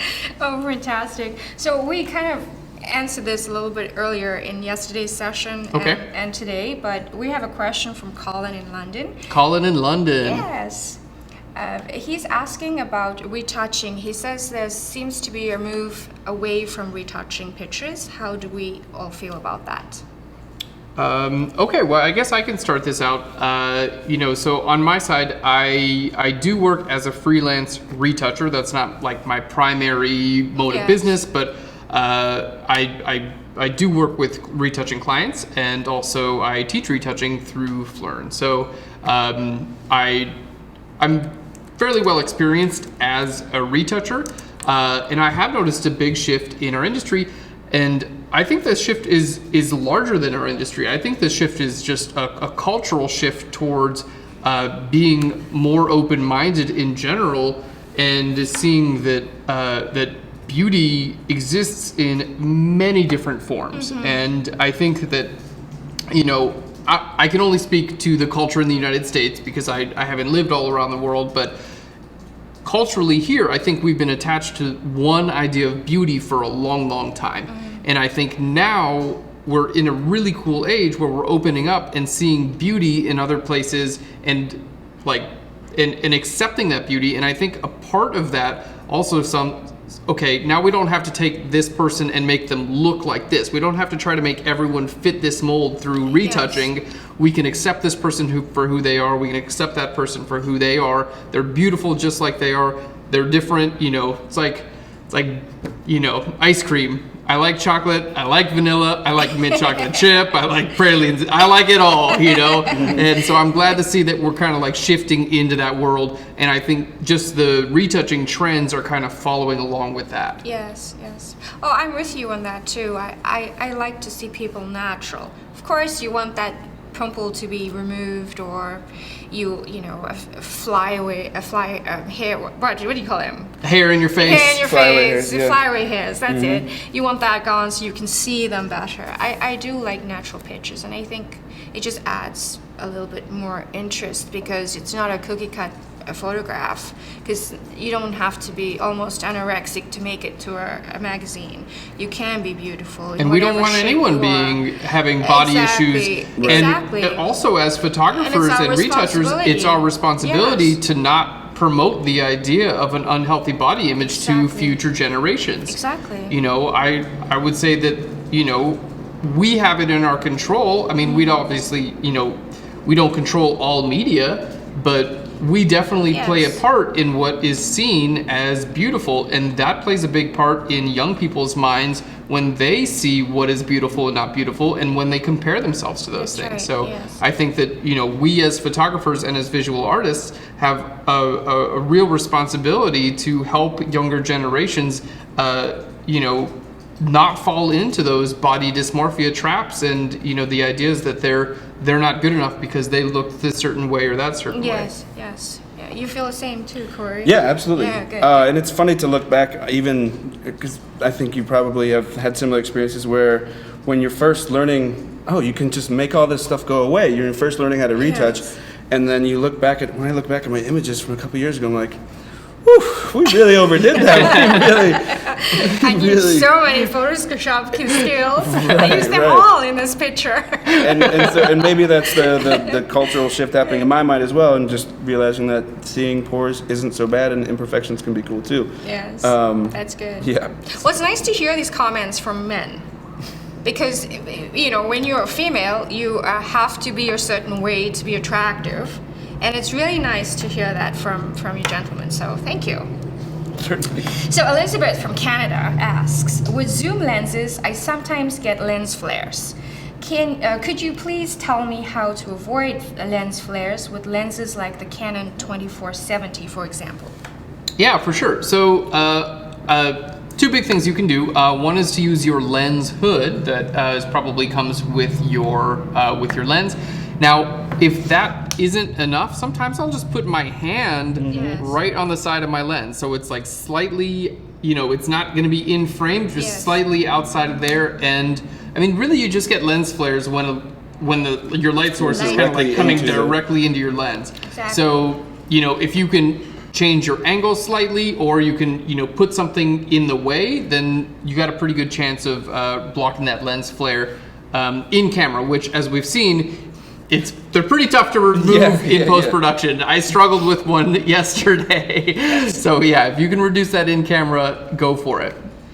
Very good. Okay, so we have a question from Drew from Atlanta, Georgia, and he says, I'm curious about competitive photography clubs and being a brand ambassador. How does someone get involved and present their material in a way that gets them noticed by the right people? How do I get my foot in the door? So I'll start on this one. That's all you. You're the only one who knows anything about this stuff. Hi, Drew. Well, I'm from Canada, and our rules are a little bit different. We have a camera body that governs pretty much all of Canada. It's called CAPAR. It's the Canadian Association for Photographic Art, and they set some standards, industry standards, about picture size and resolution and how it's presented, and how big or how small, and whether it's matted or not matted, and subject material. For example, in nature shots, you cannot have what they call the hand of man in it. So if we had a beautiful eagle here, but my water bottle was next to it, even if it was slightly blurred, very interesting to me. I've never heard it would not be accepted for the nature category. So they set these rules down that you need to follow. So that helps sort of steer your pictures into the proper categories for competition. I only started showing my photography for competition this year, and I did really, really well. I just 2 weeks ago, I was at my camera club, Niagara Falls Camera Club, and I was awarded the Rookie of the Year award, which is like a massive trophy. I almost cried, and it was a very amazing experience, but I also got 5 other awards. So I really felt great because my work was recognized. I received the validation I needed that my pictures met a certain standard. My club members have been shooting for many, many years, some even 30, 40 years of experience against me. Remember, I've just started like 5 years ago. So although we're in different categories based on how many years you spent at the club, you are judged on the same platform in competition. So it's quite a big deal. That's interesting. Yes. So there's no amateur category versus No, it starts off like this. Whether you're a professional or you have intermediate knowledge, or whether you're a beginner. In my club, you go straight away to the bronze level, and you then work your way up to silver and so forth until diamond. Based on how many points you qualify or make for the year. Sometimes you don't make it to transfer all 6 categories into the next level to silver. So you have some still in the bronze and some in the silver, but your girl Cherie made it in all 6 categories. There's lots of rules. So you just have to read what's going on in your area, Drew, and see what the American standards for competition is, and then try to follow that.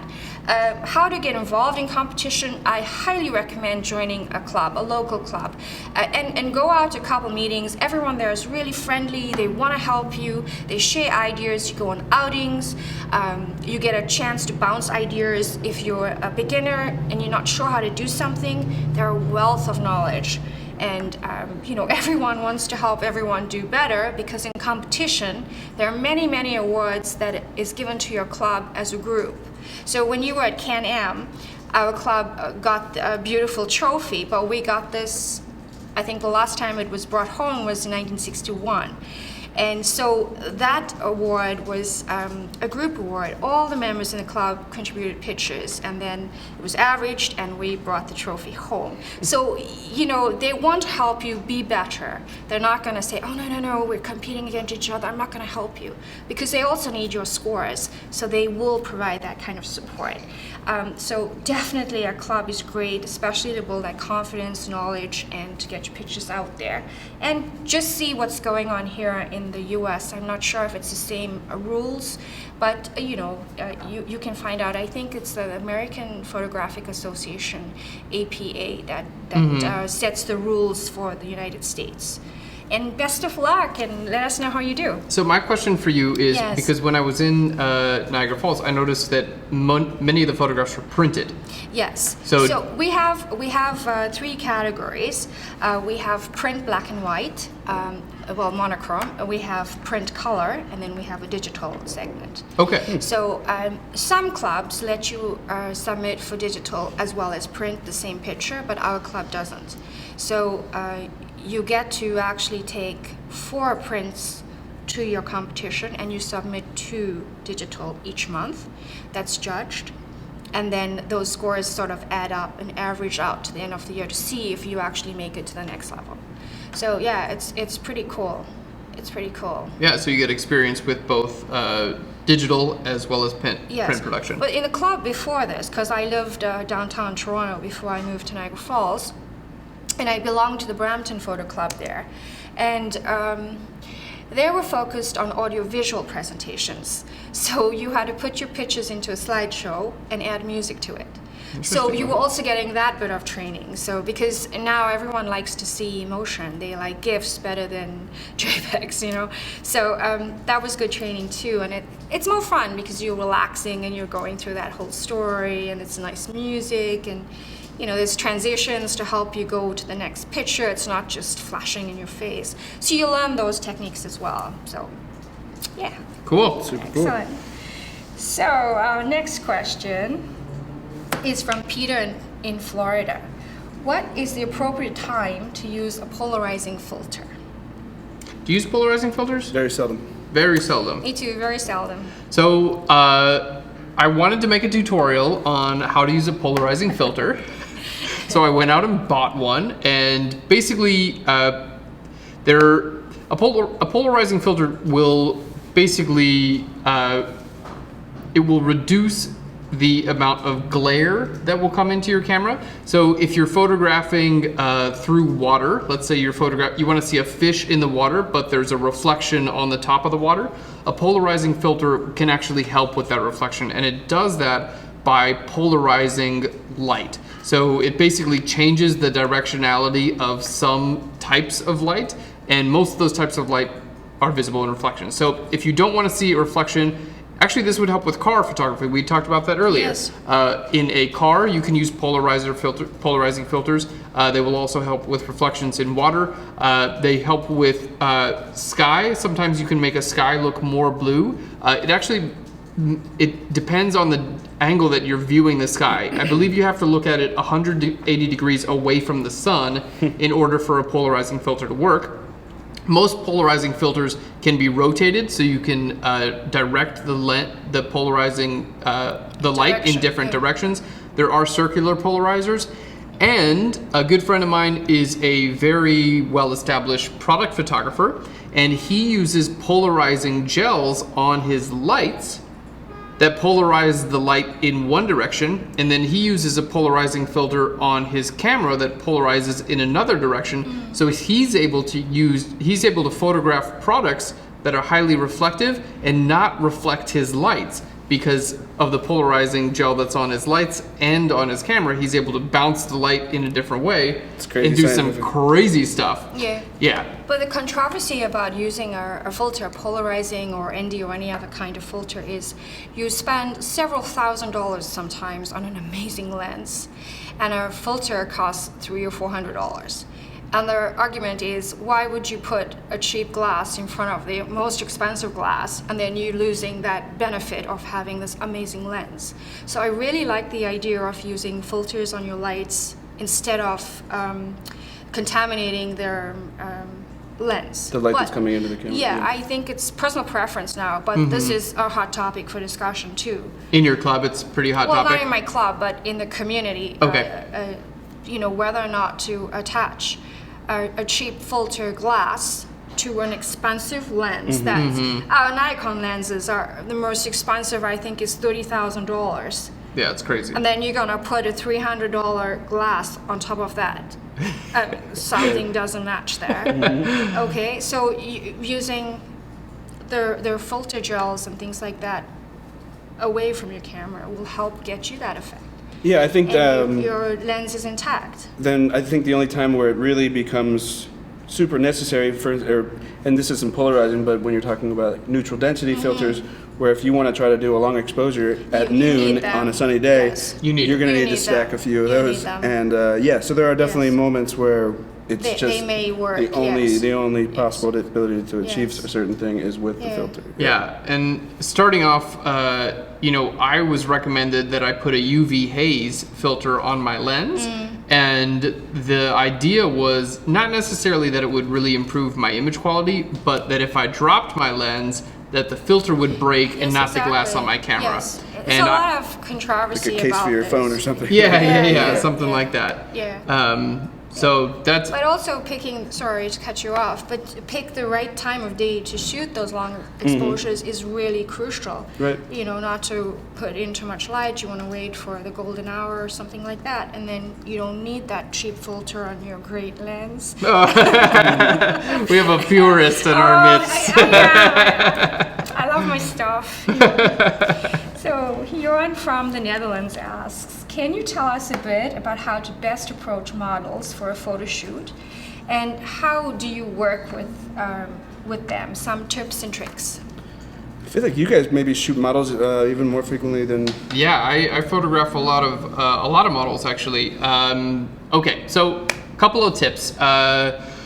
First of all, you got to remember that models are just people. You know, most of the time they're not full-time models. A lot of the time, this is just something that they're doing on the side to earn some money. I'm friends with a lot of models, both male models and female models, and when working with models, you know, and working with people in general, the biggest thing that I strive for is a connection. You know, Yes. I want to be connected with the person that I'm photographing, because if I feel like if I'm not connected with them, it's going to show in the gonna show in pictures, the picture. and then no one's going to be connected with them. So I'm looking for a connection. So whether I'm photographing a model or a friend, whatever it is, I treat them honestly the exact same. I treat, you know, someone I'm paying to be on a photo shoot, I treat them just like my friend. We hang out beforehand, answer any questions, give them some food, you know, make sure they're feeling comfortable, make sure they're having a good time.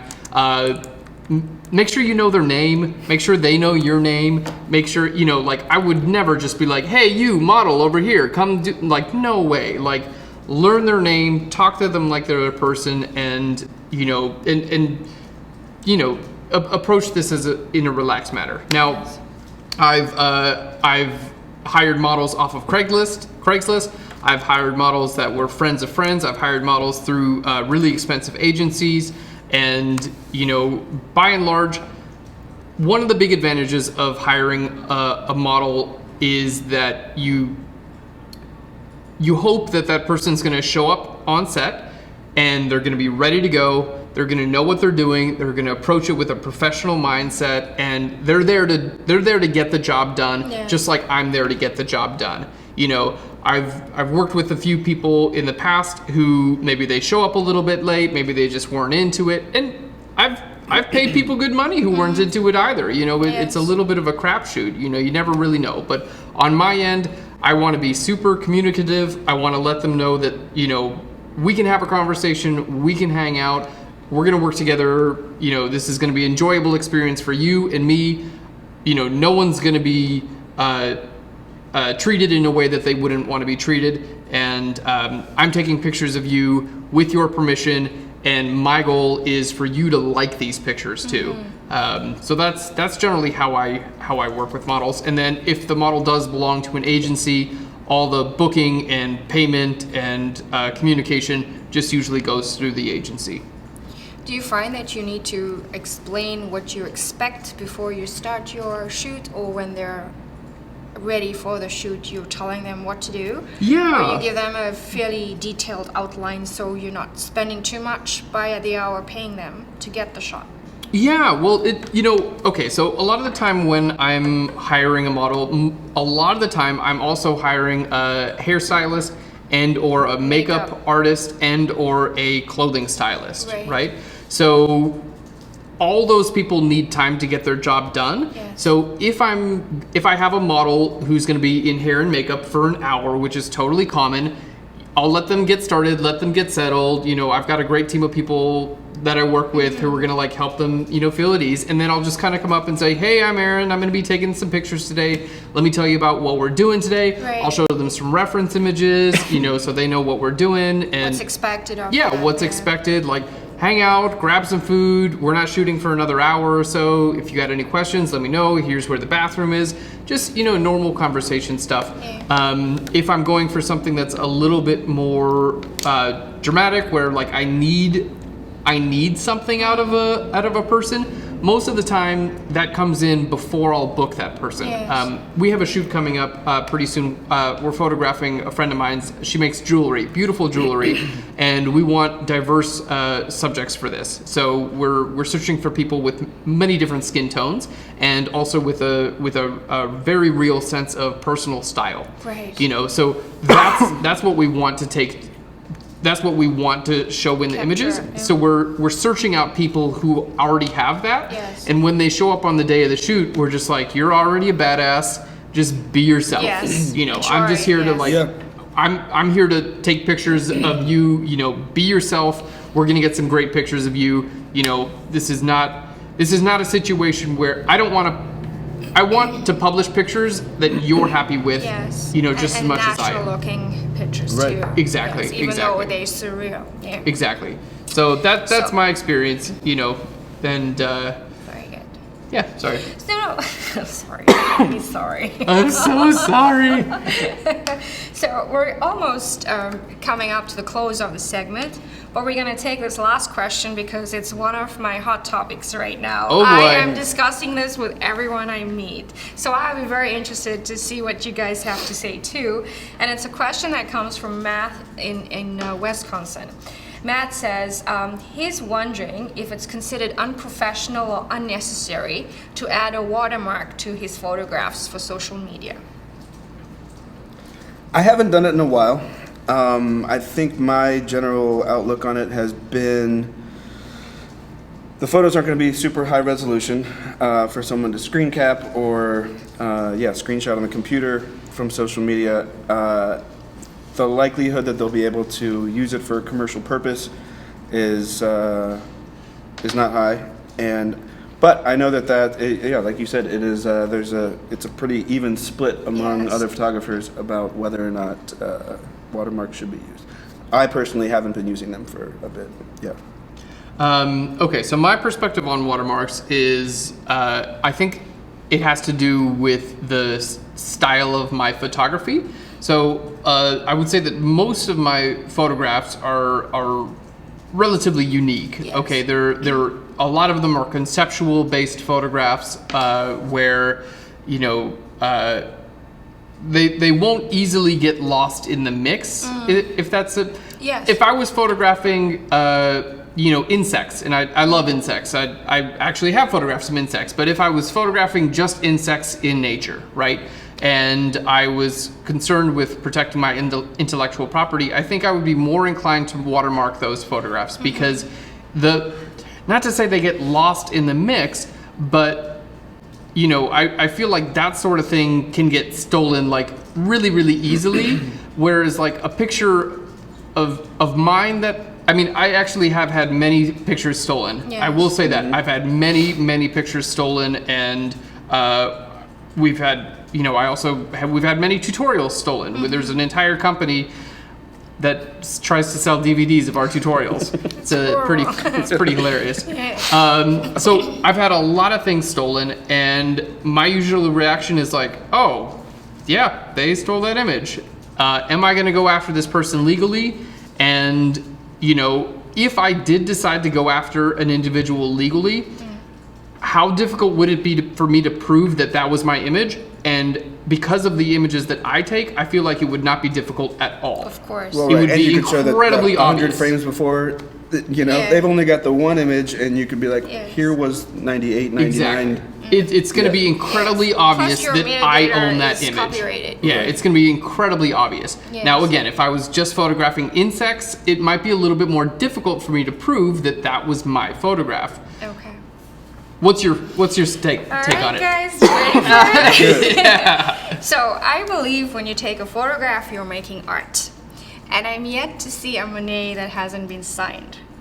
So I believe because I'm creating art, I am a photographer at heart, and I want to own that picture. I want people to know that this was my vision, my creation, and I'm really proud to attach my name to it. Not so much for copyright or to have it sold or whatever, but just because it's such a joy to me. I made this picture. I want to have that attachment to this picture. Plus, I would like people to know that I took this picture in case they would like to look at more pictures I took. By clicking on that picture, they'll see my name, they'll know who I am, and then they may Google me or go to Instagram or Facebook or whatever to have a look at my portfolio. Who knows, they may like it so much they want to hire me. So for those reasons, I do like a watermark. But I think it's also personal preference. It is a bit distracting when you look at a picture to see a big logo, you know, so-and-so photography or whatever. But it shows your attachment to the picture. You made it, show it off, you know, own it, it's yours. Yeah, very much. And so that's what I feel about a watermark. I'll be curious to see the comments and hear all of the different opinions. too. Of all of Me the too. videos. Yeah. Now, All I right, will guys. say, before we finish this off, I will say that when I'm being hired by clients, whether this is a post-production process or this is a photography process, there's often a back and forth. You know, I'll send an image to a client. Hey, do you like how this is going? Do you like this direction? Here are my selects. Choose the images that you want me to edit. Yes. When I'm going back and forth with my clients, I watermark those images 100% of the time. course, yes. Because I don't want them to be able to.